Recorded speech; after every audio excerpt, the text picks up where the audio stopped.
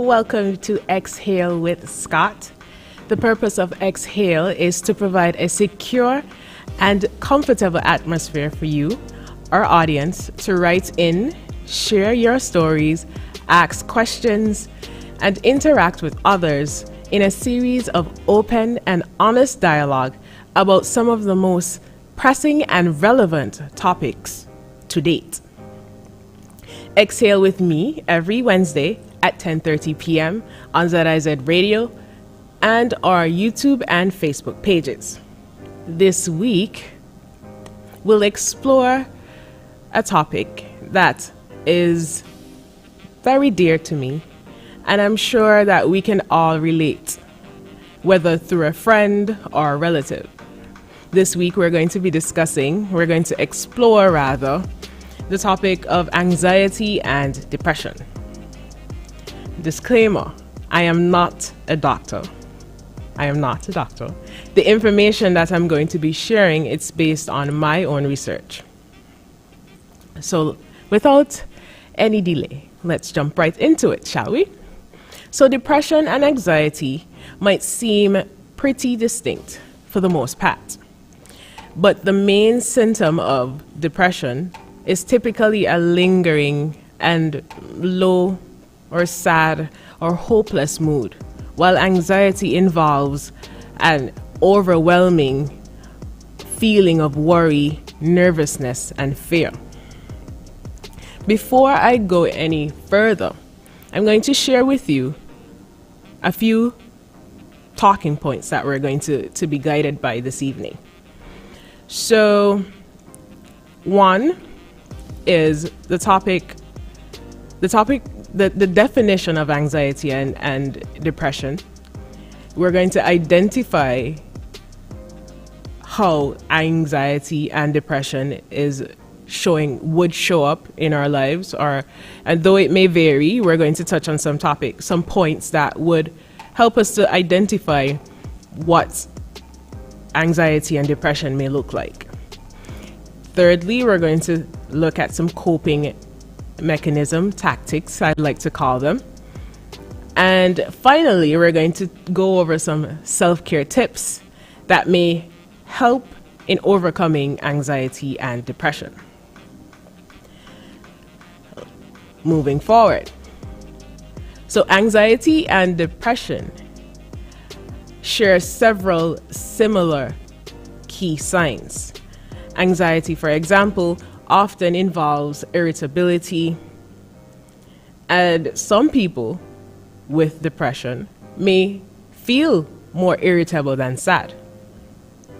Since these conditions can show up differently from person to person, you may not always know exactly what the symptoms you're feeling mean. So it is important to note that it's possible to have both depression and anxiety. You can experience both simultaneously.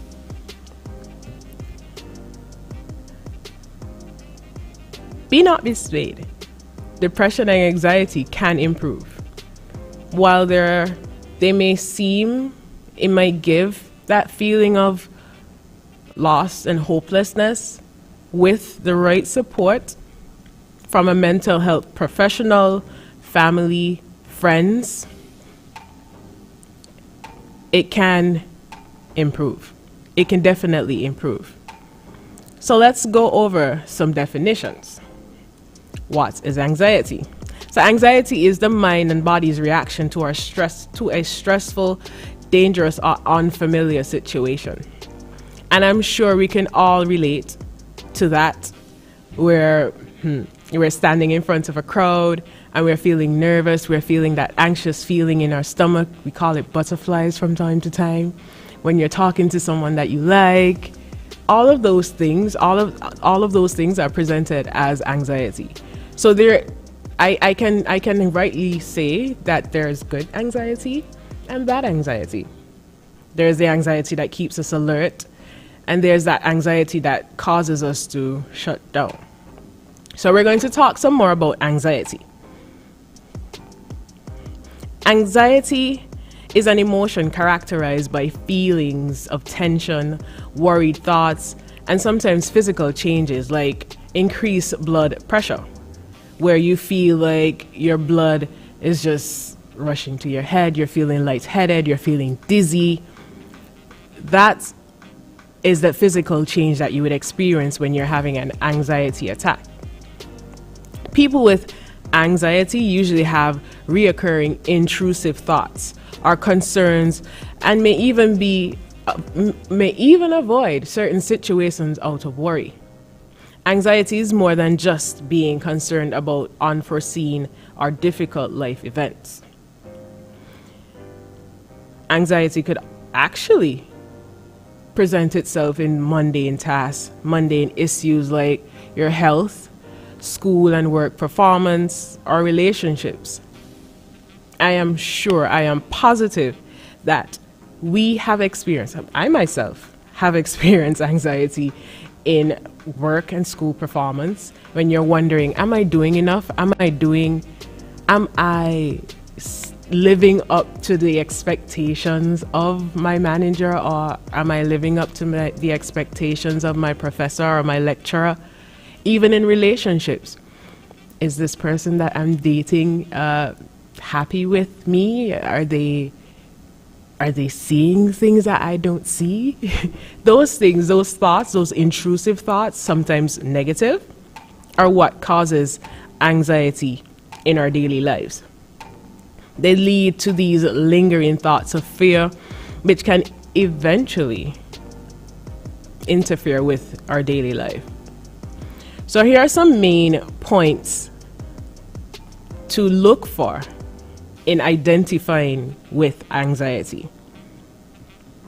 Anxiety can present itself in difficulty managing fear and worry, where you feel like it's the end of the world. There are times when I'm going through things and I would just want the earth to open up and take me in. That is anxiety, the fear of failure. All of those present themselves in anxiety.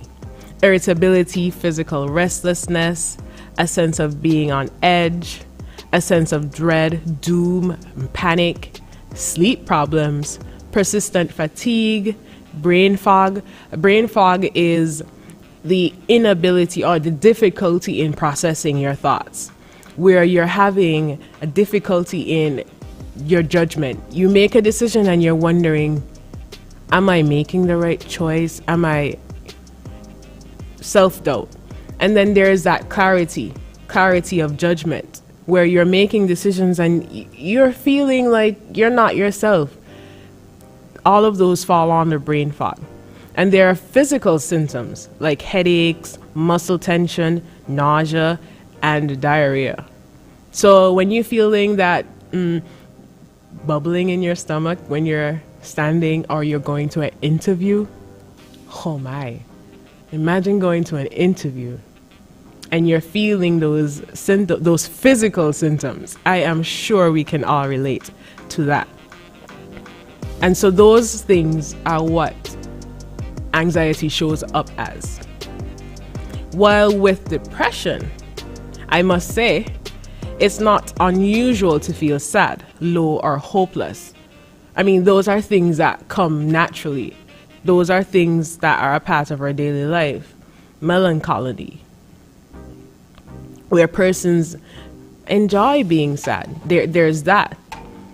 So there is a distinct difference between that feeling of that sad feeling, that low feeling, because it's not every day we're going to wake up and be bouncing off the walls. I mean, realistically, that's not how it works. That's not how life works. I mean, if you consider waves, they crash, they low, high, and that's life. That is why it's important to note that if these low feelings, this sadness, this emptiness last longer than 2 weeks, doctors would suggest Like I said, I'm not a doctor, but doctors will suggest that you're probably struggling with depression, especially when positive events or changes in your environment don't seem to impact your mood in any way. You get a gift, you see a loved one that you hadn't seen in a long time, anything like that, and you're not happy, you're not feeling happy, genuinely happy for that, for any good thing that's happening, you could be struggling with depression. Along with depression, you can experience, let me just go over what depression is again. So depression is typically a lingering and low feeling of low or sad or hopeless. A lingering low, sad or hopeless mood. Right. So these are some points that show that you could pick if you're feeling, or you can relate, or you know someone who's experiencing these things. You can actually go through the list and I'll read them. So along with a low and sad or empty mood, depression can also involve the following symptoms: loss of interest or enjoyment in your usual activities and hobbies.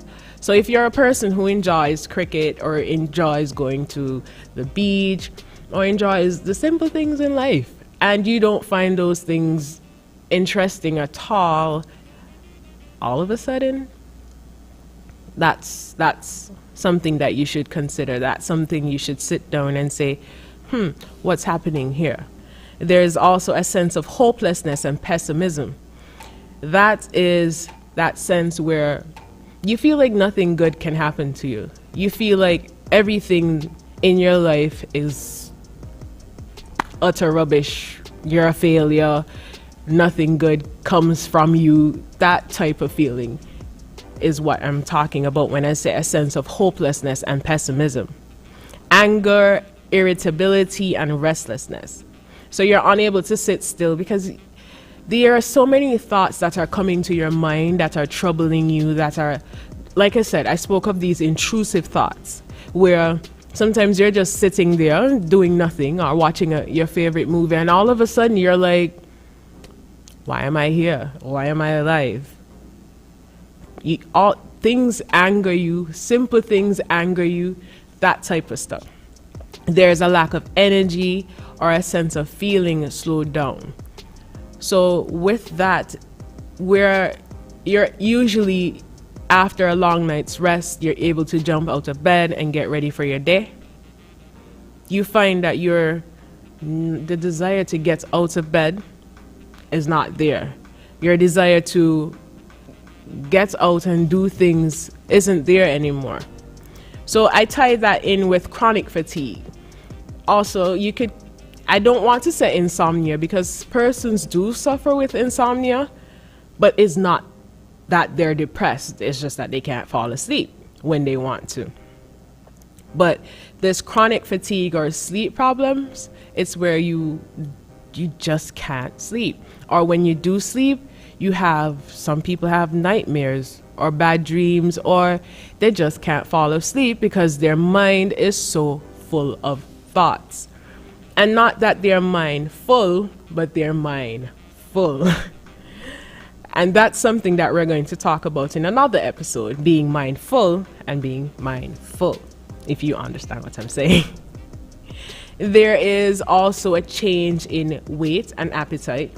Some persons, they eat more or they eat less, significantly more or significantly less. That's another symptom of depression. There's difficulty concentrating and making decisions or even remembering information. So imagine your mind being so full of all of these intrusive thoughts, all of this, I wonder if I'm good enough, I wonder if I'm doing well enough, I wonder what this person thinks of me, I wonder what, just all of that bombarding you and bombarding your thoughts, bombarding your mind.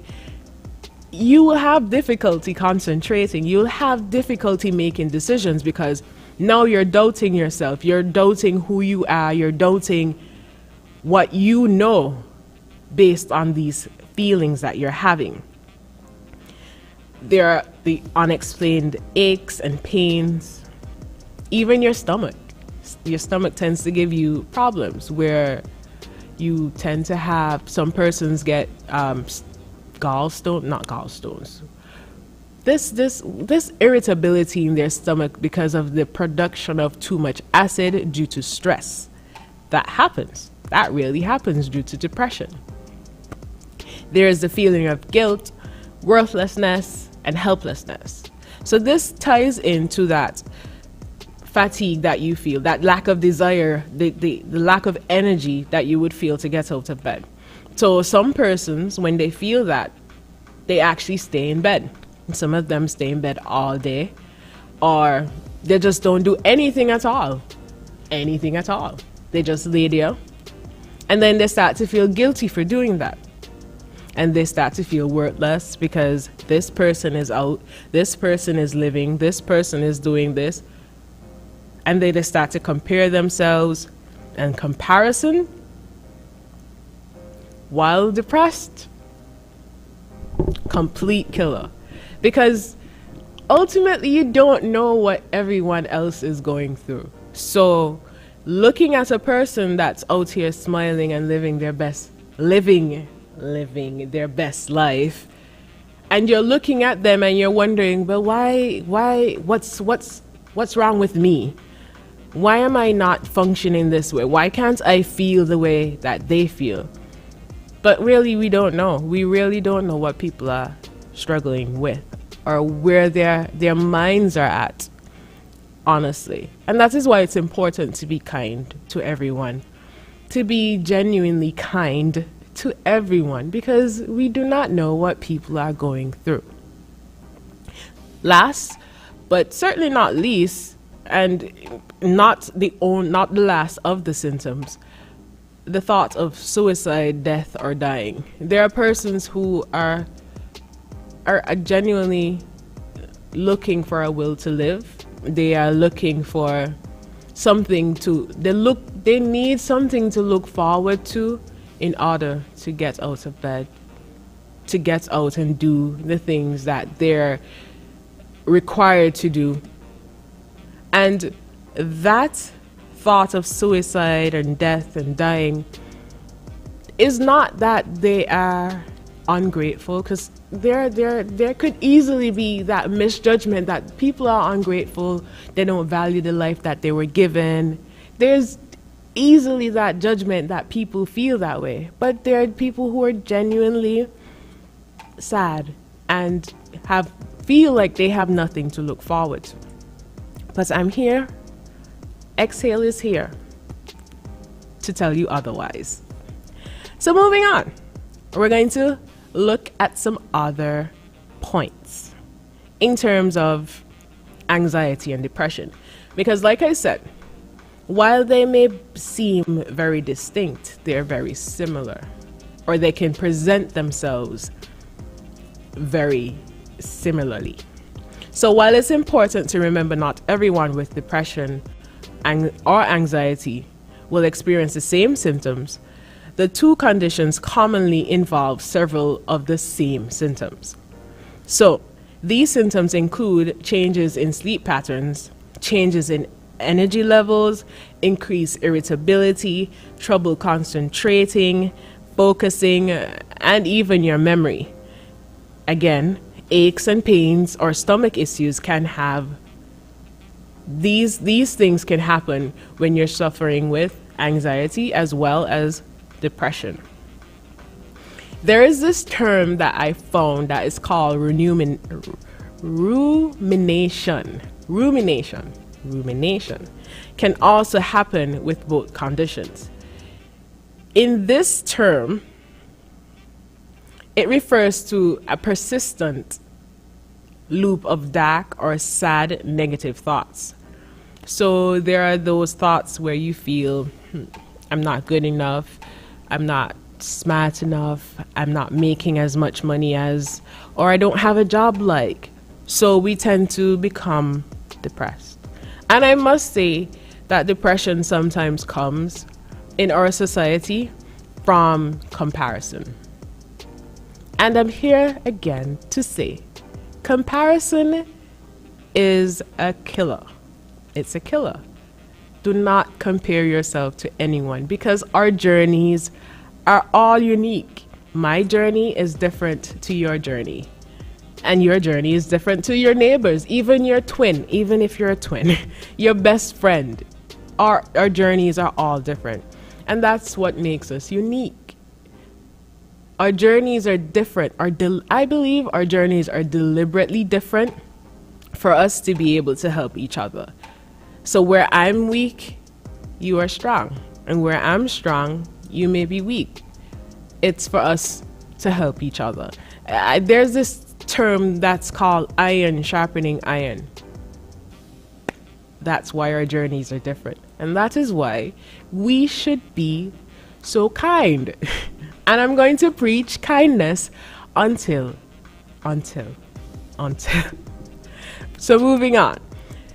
With anxiety, you might find yourself stuck in a cycle where you explore over and over all the possibilities or all the possible ways a situation could go wrong. Guilty. As charged. Guilty. I am guilty of it. I am guilty of it. And I'm sure that we can relate to that. We can definitely relate to that. And there may be some persons are unable to stop thinking about all the things worrying them. You're sitting, reading a book, and all of a sudden you're thinking, oh my gosh, what if? With depression, people might find themselves fixating on guilt about not having the energy to spend time with friends, or not even having the energy to eat. Their energy levels can get that low that they have no desire to eat. Sometimes they find themselves going over past events and blaming themselves for things that they cannot control. There are now some. Yes. So yeah, we find people blaming themselves for things that they can't control. So I'm now going to move on to some tips. Some tips that will help you, help me, help you, help me cope with anxiety and depression. So, allow yourself to feel what you're feeling. And that is the most important one. That's why it's obviously number one. We are human beings, and we are created so complex, so beautifully complex, that we feel different things. We react differently to things. Some things that may trigger me might not trigger you. This all depends on how we grew up, our environment, the environment that we're in now, the friends that we have around us. All of those things can contribute to the way we function, the way we feel out the world, the way how we perceive things, the way how we perceive the world. So depression and anxiety, we should remember, are considered medical conditions. They are medical conditions, not failures. So if you are struggling with anxiety or depression, know that you are not a failure. Know that it's not a weakness. Know that it's not your fault. And I feel like with this speaks to compassion, self-compassion, love for self, being kind to self. Unwanted emotions can definitely bring a great deal of distress, I know. However, understanding that depression and anxiety are caused by underlying causes and triggers rather than anything that you did or might not have done might help you practice some more self-compassion rather than self-punishment. Because self-punishment just keeps us in that cycle. Self-compassion, being gentle with yourself, understanding that this too shall pass, this sadness, this anxiety, this depression, this low sad feeling will pass. you're on your way to recovery. Secondly, make a decision that you can control. Regaining some sort of control at the moment will make it easier to cope with the overwhelming feeling of anxiety and depression. Trust. You don't have to do anything large, but doing a small activity like making your bed, showering, or emptying the trash, something simple, something that you enjoy doing, something of that nature may serve as a temporary distraction where you would not be thinking about whatever thoughts or intrusive thoughts are making you sad at that point. Thirdly, maintain a regular schedule. I found for me, maintaining a regular, whenever I get off my schedule or off my regular programming, it's like I'm rattling, I'm all over the place. So maintaining a schedule is important. Whether you wake up at 6 o'clock every day and you go for a run, or you wake up and you read your devotion, whatever you do, create a schedule that works for you and maintain it. A daily routine or a regular schedule can give your life structure, and it can give you a sense of control, which can help you feel less anxious and depressed. I can tell you, it works. It truly works.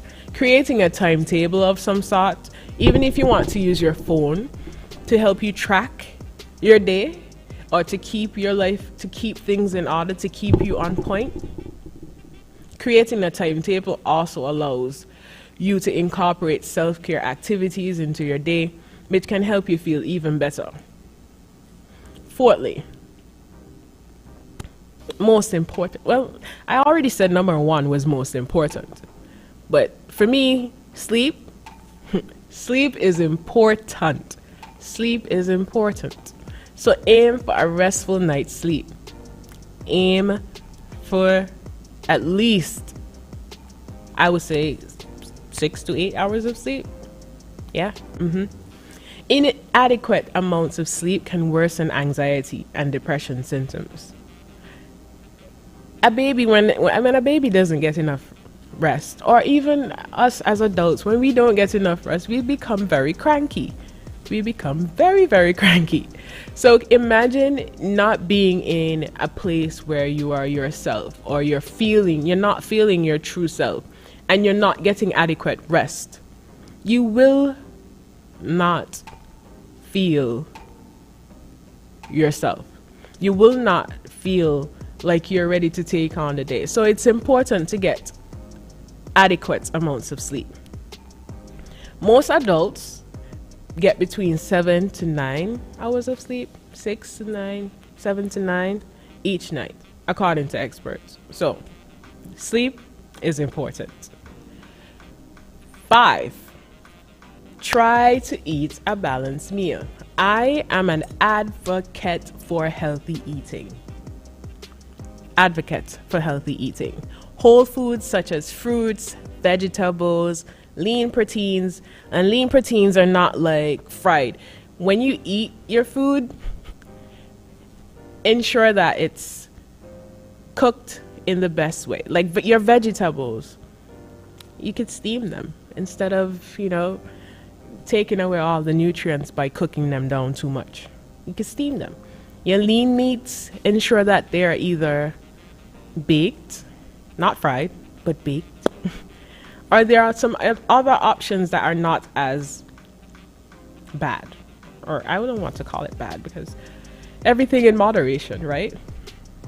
Ensure that you have your whole grains, and these things can help in improving your nutrition and your overall health.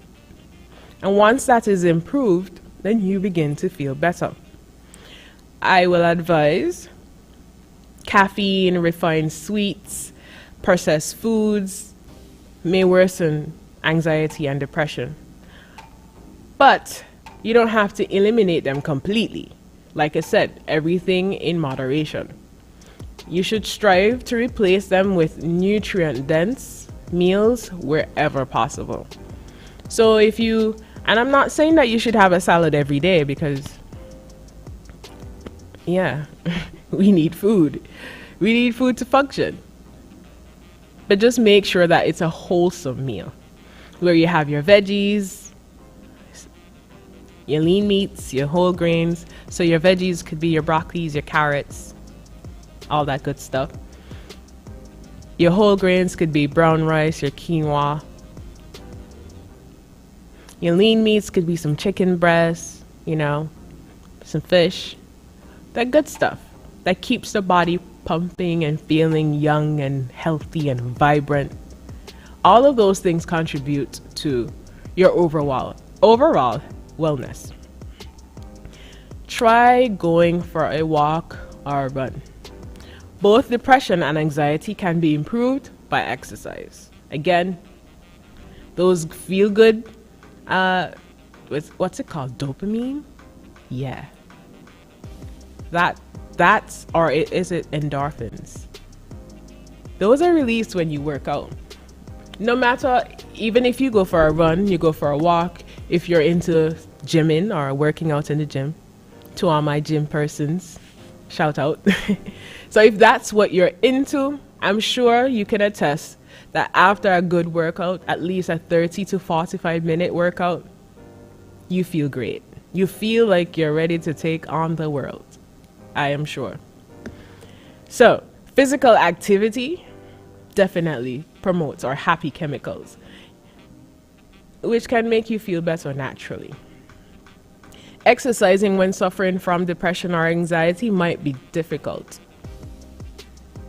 One, because like I said, there's a lack of energy. There's that desire that you don't want to move. You don't want to go outside. You don't want to interact with people. I understand that completely. So if you want to exercise, you can do little activities. If you don't want to go out, you don't want to go to the gym, you don't want to do that. You could either go for a little weekend hike. You could go walking on the beach. You could go for a bike ride. You could do gardening. Any type of physical activity that causes you to exert a little effort and there's a reward at the end, that will help you. That exercise, yeah. Make time for rest and relaxation. Make time for rest and relaxation. Depression and anxiety reduce your energy and drive, which can lead to feelings of guilt. We spoke about this. So, instead of feeling guilty or worrying about, oh my, I didn't get out of bed today, it's okay. Consider it you making time for yourself. Take that time for yourself. Keep in mind that depression and anxiety are considered medical illnesses. And when you're sick, the doctor orders you to relax, right? So why wouldn't you want to relax when you're not feeling well, right? Rather than obsessing about what you think you should be doing, recognize your needs by scheduling activities that will soothe and relax you. For one activity that might soothe and relax you is listening to X-Hale. Yeah, right? I agree. Listen to X-Hale. It'll boost you up. Finally, spend time with friends and loved ones. Spend time with your friends, your real friends, your true friends who would lift you up, who will encourage you, who will love you and pour out their love on you. Maintaining strong and healthy relationships can improve your outlook and emotional well-being, which is what we're trying to aim for. So even if you don't want to talk to your friends about what you're feeling or what you're going through, knowing that you have someone to trust in your life can make you feel less alone. And when you're going through, knowing that someone is there for you is, I feel like that is the ultimate. Just knowing that, okay, I'm not where I'm supposed to be. I'm not feeling how I'm supposed to be. I'm not showing up as my true self at this point, but you still love me. You still appreciate me. You still care. Wow. That's beautiful. So even if we're not the ones experiencing anxiety and depression, even if we have a friend that's struggling with anxiety and depression, we can help. We don't need to be medical professionals to help. All we need to do is listen with compassion. Listen with compassion. Listen, not to respond, but just offer a listening ear. Provide encouragement or emotional support. Provide both encouragement and emotional support, because that is what they would need. They need to hear that, okay, this is what's happening, this is how you are feeling, but it's okay, this too shall pass. This too shall pass. You could even join them in their hobbies. So if you have a friend and you realize they're usually a person who likes to go to the beach, and all of a sudden they're not interested in doing that, you can take the initiative. You could invite them, you could organize an event for them. Simple things like that can show that you are caring, that you are there for them. You could offer them rides. You could do, if they don't want to come outside, you could offer to do their groceries. You could, anywhere that you could help would be, I'm sure, appreciated. Just showing up, just letting that person know that you are there, I'm sure they will be appreciative of that. A therapist, I would recommend persons, and there's this stigma on therapists or counselors or speaking about mental health, and that is why I decided to speak on this today, because there's an alarming rate of young persons that are struggling with anxiety and depression. And I don't believe there are enough platforms or avenues for persons to really express themselves or be free to share how they are feeling without judgment, without feeling that they are weak or that they're flawed for feeling the way that they feel. So, a therapist can provide information about anxiety and depression treatment choices, but you can also make the effort to manage your own symptoms.